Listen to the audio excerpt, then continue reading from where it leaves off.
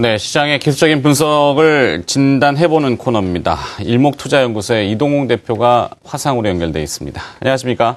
네, 안녕하십니까? 네, 오늘은 여러 가지 재료들이 또 쏟아지고 있습니다. 현재 네네. 시장의 위치를 먼저 파악해볼 필요가 있을 것 같은데 중국의 GDP 부진으로 밤사이 국제금융시장이 흔들렸습니다. 물론 네네. 여기엔 또 금이라고 하는 재료가 추가됐는데요. 네네. 자, 우리 증시는 1900포인트 초반에서 머물고 있습니다. 코스피 기준이긴 합니다만 어떻게 진단을 해봐야 되겠습니까? 예, 우선 중국의 GDP가 어제 발표가 11시 됐는데 아시는 것처럼 부진하게 나왔고요. 그다음에 미국의 뉴욕 제조업 지수나 거기다가 마라톤 대회 폭발까지 여러 가지 악재가 겹친 것 같습니다. 여러분 하락이 나온 뒤에 이렇게 보여드리면 약간 사후 진단이 되긴 하는데요. 나름대로 의미 있는 자리에서 하락이 갑자기 발생된 것으로 이렇게 보입니다. 우선 보여드릴 그림이 좀 많아서 차트를 보고 말씀을 드리겠고요. 금 가격은 오늘 제가 차트를 보여드리지는 않습니다. 다만 지난 연말과 연초에 제가 올해 시장 전망을 하면서 금 가격에 관한 한 올해 굉장히 급락이 올 수 있기 때문에 대피를 하시라 말씀드려가지고 제 주변에 있는 분들은 많이 처리를 하셨다고 하는데 주봉상으로는 약 2주 정도 가격 내지 시간 조정의 자리가 더 있기 때문에 아직 좀 힘든 시기를 더 보내야 될 것으로 이렇게 생각이 돼서 관련주를 관심 두시는 분들은 좀 주의가 요망됩니다. 다우지수 일봉 차트를 보면서 말씀을 드리죠. 그림을 우선 보시면 추세적으로 아무 이상이 없던 시세가 갑자기 하락이 왔을 때 그 순간 보고 대응을 하면 되긴 됩니다. 물론 이제 우리가 미국 시장에서 매매를 하고 있지는 않지만 그래서 그것은 미리 잡아보기 위해서 우리가 목표치를 본다든지 주변 변수를 본다든지 지지선 이탈과 지지 여부를 본다든지 이런 방식을 사용을 하는데 우선 그 그림이 나가는지 모르겠습니다. 아래쪽에 보시면 MACD 오실레이터 우리가 많이 사용하는 추세를 보는 지표인데 사실 지난번부터 이게 이 다이버전스라고 하는 것은 주가는 올라가는데 보조지표가 떨어지는 현상을 이야기를 합니다. 역조 현상. 그것이 나타나고 있었고요. 다만 그건 이제 폭이 좀 작았죠. 그 다음에 주가는 계속 올라왔었고, 그런데 바로 지난 2월 25일에서부터 26일이 미국은 출발점입니다. 거기서부터 일목으로는 33 변화율이 지나가면서 크게 떨어졌는데요. 이것은 S&P 500을 보더라도 마찬가지입니다. 지난번 저점으로부터 33 변화율이 정확하게 지금 하락이 발생되고 있습니다. 이 정도 규모라면 지난 2월 말에는 좀 빠르게 돌아갔습니다만 이번에는 시간을 좀 끌지 않을까. 그렇다면 이번 주말에서 다음 주 초 정도까지는 미 시장도 지지를 좀 확인하는 과정을 거칠 것 같다. 이렇게 말씀을 드리겠고요. 상품 가격들이 블랙문데이, 금값하고 아주 급락이 들어와 버렸는데, 총체적인 모습들은 시장이 만만치 않음을 보여줍니다. 그래서 미국의 지표들이, 여타 지표들은 좋았기는 하지만, 역시 가격은 많이 오르면 좀 쉬어가야 하기 때문에 우선 이격 조정이 좀 필요하다라는 이런 말씀을 드리겠고요. 그 다음에 한 가지.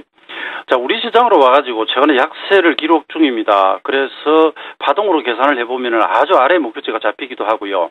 그런데 여기서 한 가지 우리가 이제 믿을 구석은 과연 우리 펀더멘탈은 유지가 되는가, 괜찮은가, 저평가 인증이 맞는가 이런 부분이 있겠는데요. 제가 지금 보여드리는 것은 바로 OECD에서 발표하는 경기 선행지수 우리나라 분입니다. 사실 이쪽은 신빙성이 상당히 높다고 이야기를 하겠고요. 작년 10월 이후 5개월째 지금 100선 위에서 움직입니다. 경기 선행지수이기 때문에 대개 한 4에서 6개월 정도 경기를 선행한다고 하죠. 우리 통계청에서 발표되는 경기 선행지수는 사실 지난 2월이 110.4입니다만은 순환 변동치나 전년 동월비는 조금 약세 현상을 좀 띄고 있기 때문에 이 부분은 약간 의문부가 붙긴 하는데 OECD는 오르고 있다. 그런데 제가 어제 아침 월요일자 한국경제신문에 제 인터뷰 기사가 실리면서 이 OECD 경기 선행 지수가 MASCI로 오타가 나왔습니다. 그래서 이 부분은 제가 이 기회에 조금 정정을 좀 해드리겠고요. 여기서 오른다는 이야기는 작년 계속 상승입니다만 100 이상으로 5개월째 올라가고 있고요. 그 다음에 이것이 바로 이제 우리나라 분에 해당되는 경기 선행 지수의 움직임이 되겠고요. 그 다음에 퍼 수준입니다. 12개월 선행 퍼 기준으로 8.6 정도가 1900이고요. 그래서 지수가 지금 1900대 혹은 그 아래로 간다면 절대 저평가 영역으로 들어가는 것은 맞고요. 다만 저평가 이대 수급이 동반되지 않으면 당분간은 조금 힘들겠죠. 그 대신에 수급 부분이 해결이 된다면 저평가라고 하는 것을 바탕으로 해서 시세는 그 뒤에는 또 빠르게 올라올 수 있다는 부분 하나. 그 다음에 청산가치인 자산가치 PBR입니다. 1배 수준이죠. 이것은 이론적으로는 기업들의 경우 지금 바로 청산에 들어가도 현재 주가 정도는 현재 자산으로 부채와 자산 자본 전부 청산해서 그대로 회수할 수 있다라고 하는 가격대죠. 그래서 여기 PBR도 현재 저평가 영역에 들어와 있다. 이렇게 일단 말씀드리겠습니다. 그래서 경기 선행지수가 상승, 경기 회복을 보여주고 있고요. 그 다음에 PBR이나 퍼 수준이 절대 저평가 영역에 들어와 있기 때문에 설령 외부 변수로 주가가 좀 빠진다 하더라도 수급이나 이런 문제들이 해결된다면 또 올라올 수 있는 그런 배경은 충분히 된다. 이런 말씀드리겠습니다. 네, 시장 진단을 해봤는데 그렇다면 우리 시장 내부를 들여다보면요. 코스피는 역시 젠걸음이고 코스닥은 상대적으로 좀 강한 편인데 이것이 이제 또 시장 전체의 재료에 영향을 받게 되면 코스닥도 좀 흔들릴 수 있겠죠. 코스닥은 현재 위치상 어떤 상황입니까? 예, 코스닥 아시다시피 지금 지난 고점 부근까지 한 5일 정도 아주 강하게 올라왔고요. 그 다음에 기관이 아주 적극적으로 매수를 그동안 했었고, 간간히 외국인이 돕고, 이래서 수급이 이전과 다른 모습 때문에 하락이 급했지만 빠르게 올라옵니다. 그러나 이런 한편으로 코스닥에는 그래도 개인들의 매매가 많기 때문에 뭔가 외부 충격이 왔을 때, 코스피 시장이 크게 흔들렸을 때 같이 그냥 사정없이 흔들리는 이런 위험이 있죠. 그래서 상승도 빠르고 하락도 좀 빠르게 전개가 되기 때문에 이런 점에서는 이제 약간 리스크 관리를 하시고, 이번 주 흐름이 좀 가닥이 잡힌 이후에 다시 보는 그런 전략이 좋을 것 같고요. 지난주에 코스피와 코스닥에 대해서 좀 질문을 하셨을 때 반등은 한다. 그런데 이것은 기술적 반등이고 반락을 위한 고점 매도를 위한 반등이라는 말씀드리고요. 코스닥은 10일기쯤으로 좀 움직일 수 있다라고 이런 말씀드렸는데 그 10일부터 급등을 해서 어디까지 왔고 이제 조정이 조금 필요해 보입니다. 코스피하고 한꺼번에 쭉 보도록 하겠습니다. 자, 코스피 일수를 한번 보고 코스닥으로 가겠는데요.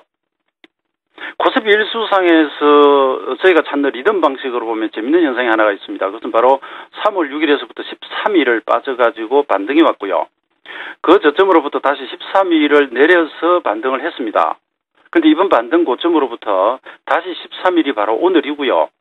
그 다음에 그전에 올 때 보면 되게 17일, 18일 이렇게 18일 리듬으로 갑니다. 그래서 이런 경우에 오늘 사실 최저점으로 오고 봉이 결과를 봐야 되겠습니다만 망치형이 된다라든지 봉 패턴에서 이야기하는 반전형, 십자형이 온다든지 그래놓고 내일 양이면 이 조정을 벗어나서 올라갈 수가 있는데 그렇지 않고 오늘 약세형으로 그대로 마감이 되고 내일도 약세면 최소 3일이 갑니다. 제가 지난주에 미리 15일 직후부터 시장이 급변이 올 수 있다고 말씀드렸고요. 제가 야간에 그 공개방송을 하면 여기서는 급락되지 내지는 급변동이 오기 때문에 주의를 당부드렸던 맥점입니다. 그래서 자, 변화일은 와 있고 오늘 바닥형 나오고 내일 양 붙이면 단기 조정 끝냅니다. 이것을 하락 우파까지는 갈 수 있다고 말씀드렸기 때문에 그런 말씀 하나 드리고요. 그런데 이런 맥점에서 바로 돌아가지 못하면은 한, 둘, 셋 정도 떨어지는 경우가 있다라는 부분 하나. 그리고 이렇게 되면 제가 보는 견지에서는 가격 조정 거의 여기서 끝낼 것 같고요. 그 다음에 다음 주에 보면은 이번 최고점에서부터 76변화일이 옵니다. 그래서 거기서 정도부터는 뭔가 시간 조정 이후 이번 조정 전체를 끝낼 수 있는 그런 흐름이 오지 않을까 개인적으로 그렇게 보고 있고요.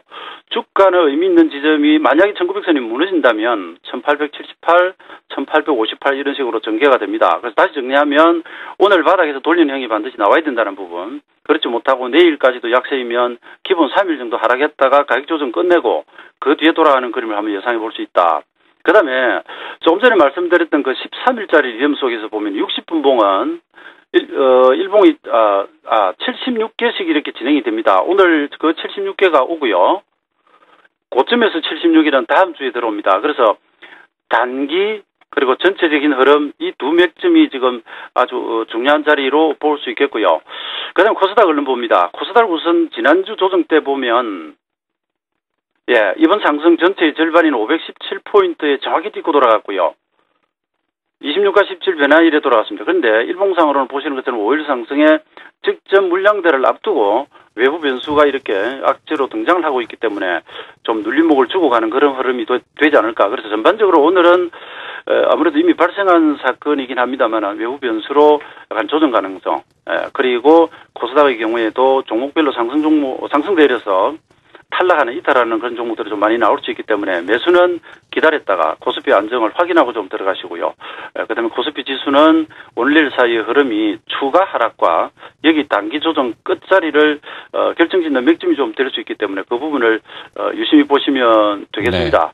네. 아울러 오늘 제가 그 와운에서 하루 종일 공개 방송을 하는데 이 부분은 좀 더 자세히 설명을 실시간 같이 보면서 말씀드리도록 하겠습니다. 네. 알겠습니다. 자, 시장의 현재 위치를 기술적으로 진단해 봤습니다. 일목투자연구소의 이동홍 대표였습니다. 고맙습니다. 예, 감사합니다. 자, 엎친 데 덮친 격이라고 해야 될까요? 미국 뉴욕에